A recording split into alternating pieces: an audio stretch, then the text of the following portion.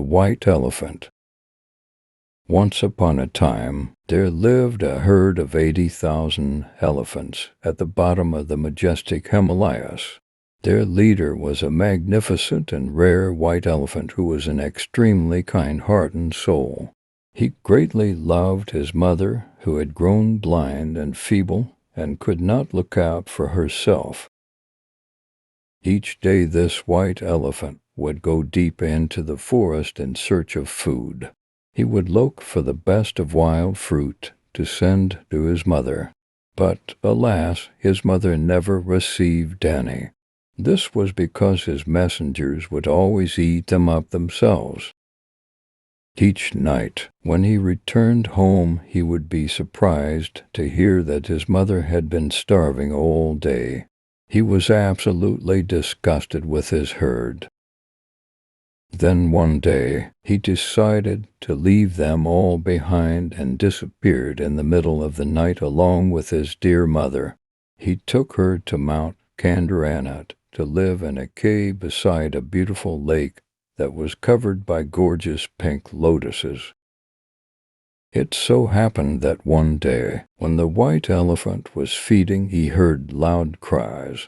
A forester from Benares had lost his way in the forest and was absolutely terrified.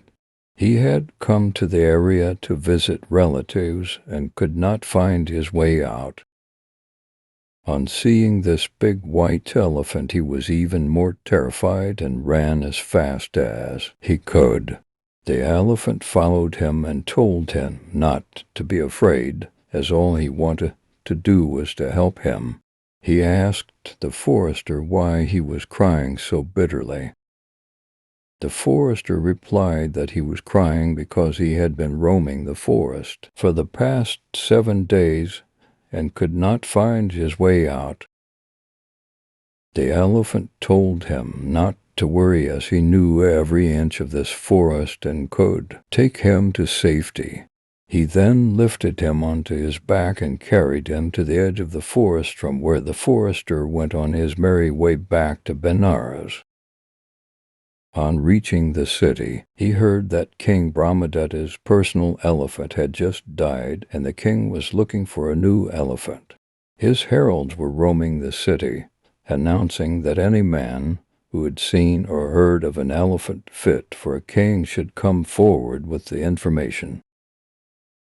The forester was very excited and immediately went up to the king and told him about the white elephant that he had seen on Mount Kandaranat.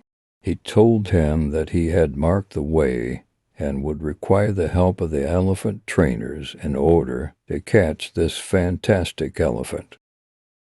The king was quite pleased with the information and immediately dispatched a number of soldiers and elephant trainers along with the forester. After traveling for many days, the group reached a lake beside which the elephants resided. They slowly moved down to the edge of the lake and hid behind the bushes. The white elephant was collecting lotus shoots for his mother's meal and could sense the presence of humans. When he looked up, he spotted the forester and realized that it was he who had led the king's men to him. He was very upset at the ingratitude, but decided that if he put up a struggle, many of the men would be killed, and he was just too kind to hurt anyone. So he decided to go along with them to Benares and then request the benevolent king to be set free. That night, when the white elephant did not return home, his mother was very worried. She had heard all the commotion outside and had guessed that the king's men had taken away her son. She was scared that the king would ride him into battle and her son would definitely be killed. She was also worried that there would be no one to look after her or even feed her, as she could not see. She just lay down and cried bitterly. Meanwhile, her son was led into the beautiful city of Benares, where he was given a grand reception. The whole city was decorated, and his own stable was gaily painted and covered with garlands of fragrant flowers. The trainers laid out a feast for their new state elephant, who refused to touch a morsel.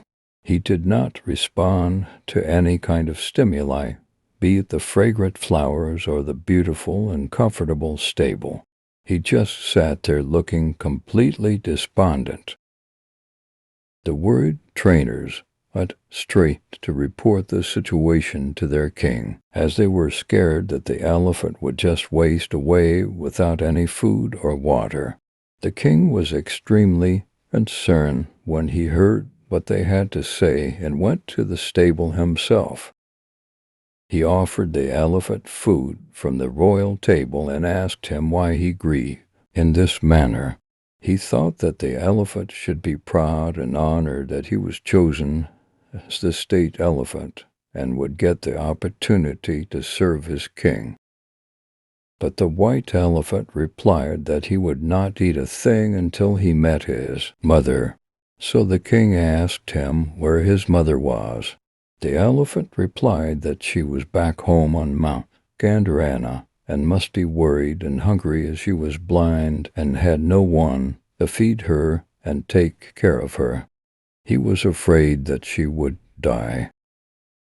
The compassionate king was touched by the elephant's story and asked him to return to his blind old mother and take care of her as he had been doing all along. He set him free in love and kindness. The happy elephant went running home as fast as he could, and he was relieved to find that his mother was still alive. He filled his trunk with water and poured it over his sick mother, who thought that it was raining. Then she cried out as she thought that some evil spirit had come to harm her, and wished and prayed that her son was there to save her. The white elephant gently bent over his blind mother and stroked her lovingly. She immediately recognized his touch and was overjoyed. Her son lifted her up and told her that the kind and compassionate king of Benares had set him free, and he was here to love and look after his mother forever. His mother was absolutely thrilled and blessed the kind king with peace, prosperity, and joy till the end of his days.